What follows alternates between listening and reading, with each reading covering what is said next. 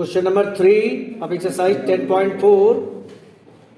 If a unit vector A, एक vector है A जिसका मैग्नीट्यूड क्या है 1, उसको मैंने सपोज कर लिया a1i plus b1j plus c1k, इसका मैग्नीट्यूड 1 है तो मैग्नीट्यूड कैसे निकालेंगे? Under root a1 square plus b1 square plus c1 is equal to 1। ये आपके पास आ गया एक relation between a1 b1 and c1।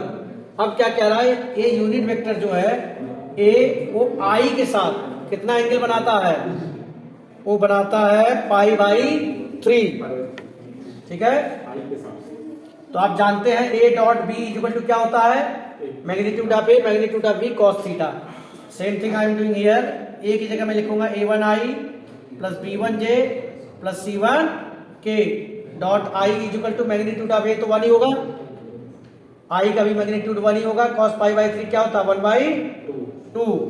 अब आई का आई के साथ मल्टीप्लाई करोगे तो a1 की वैल्यू क्या आ गई? 1/2। Similarly it makes angle pi by 4 with j। तो मैं डायरेक्ट कर रहा हूं a1i plus b1j plus c1k dot j is equal to magnitude of a1 magnitude of j1 cos pi by 4। तो यहाँ आपको क्या मिलेगा? b1 is equal to 1/√2। b1 की वैल्यू आ गई, a1 की वैल्यू आ गई, यहाँ पे सब्स्टिट्यूट करके आप c1 की वैल्यू निकाल सकते हैं। तो यहाँ पे हम रखेंगे a1 स्क्वायर 1/4, b1 स्क्वायर 1/2 और c1 की वैल्यू हमें निकालनी है। तो क्या आ जाएगी c1 की वैल्यू? c1 इधर देखते हैं, c1 whole square is equal to 1 minus 1/4 1/2। LCM लेते हैं 4, क्या बचेगा? 1/4। c1 इज इक्वल टू क्या आ गया? 1/2। c1 की वैल्यू आ गई। अब ये कह रहा है हमारा वेक्टर जो अब है मिल गया है a1i 1/2i b1j 1/√2j plus c1k। ये k के साथ कितना एंगल बनाता है? थीटा। क्या बनाता है? अब इसका तो आप मैग्नीट्यूड जानते हो 1 ही आएगा, तो इसका 1, k का भी 1 और cos थीटा, तो इसका मल्टीप्लाई करोगे तो क्या आएगा? 1/2 is equal to cos theta. तो थीटा की वैल्यू क्या आ गई? Pi by 3। देखिए क्वेश्चन नंबर 4 जो है इसमें सिर्फ आपको ये ध्यान रखना है कि a dot b is equal to b dot a होता है, लेकिन a cross b is equal to क्या होता है? Minus b cross a। Multiply करते हैं और a क्रॉस a क्या होता है बेटे? हाँ भाई, yes sir. a cross a क्या होगा? हाँ जी, रॉन्ग, 0। कुछ नहीं इस क्वेश्चन में, माइनस है तो प्लस हो जाएगा, बस इसे a क्रॉस b लिख लीजिए। अब सवाल ये उठता है, अभी 2 बार हो जाएगा, a क्रॉस b। सवाल ये उठता है कि सर a क्रॉस a, भाई कोई एक वेक्टर दिया है, a क्रॉस a का मतलब क्या होता है? एक ऐसा वेक्टर पता कीजिए जो परपेंडिकुलर हो a पर। खुद ही के ऊपर कोई परपेंडिकुलर होगा?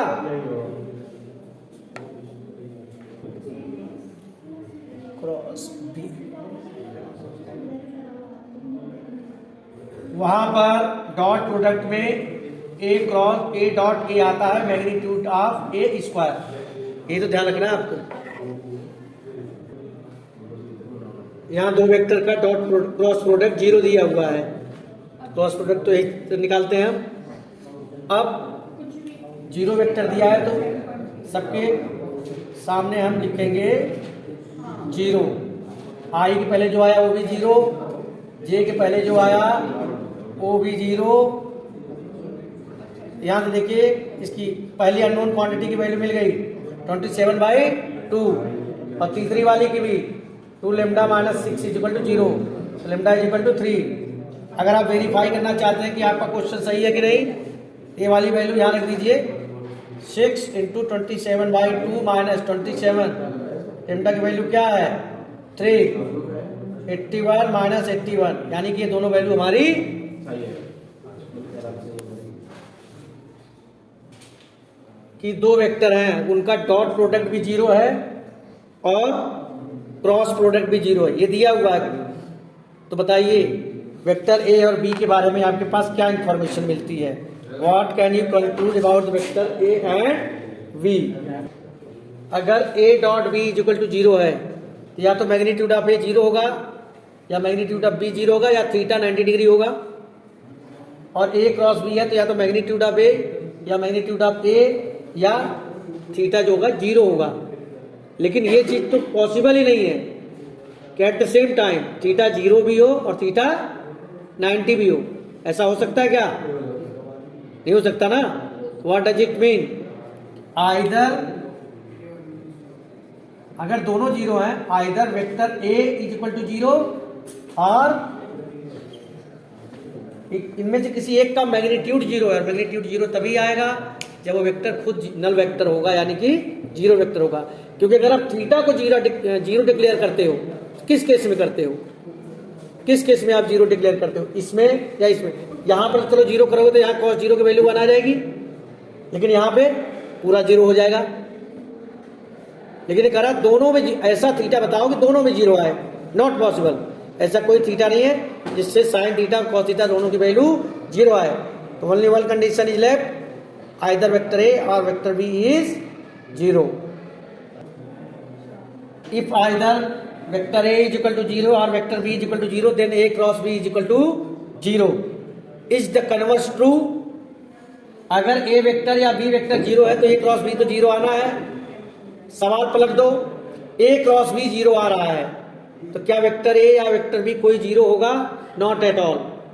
देखिए ए क्रॉस बी अगर हम निकालें दो पैरेलल वेक्टर का, किसका?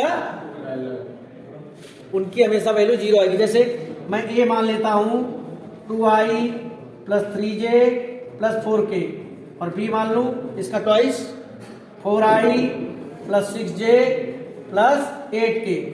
अब मैं ए क्रॉस बी निकालने जा रहा हूं। i j k 2 3 4 4 6 8 ओपन करने जा रहा हूं। 24 माइनस 24 माइनस j आपका 16 minus 16 plus k 12 minus 12 is equal to क्या आ गया? 0। ए क्रॉस बी 0 आ रहा, लेकिन ना तो हमारा वेक्टर ए 0 है ना वेक्टर बी 0 है।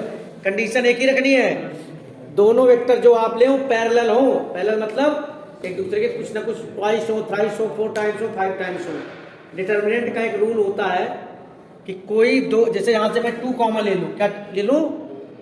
2 कॉमन लेने के बाद यहाँ क्या बचेगा? 2, यहाँ क्या बचेगा? 3, यहाँ क्या बचेगा? तो R2 R3 ये प्रॉपर्टी नहीं पढ़ाई गई है। R2 R3 सेम आ गए, आइडेंटिकल आ गए, so the value of the determinant is 0। Converse is not true.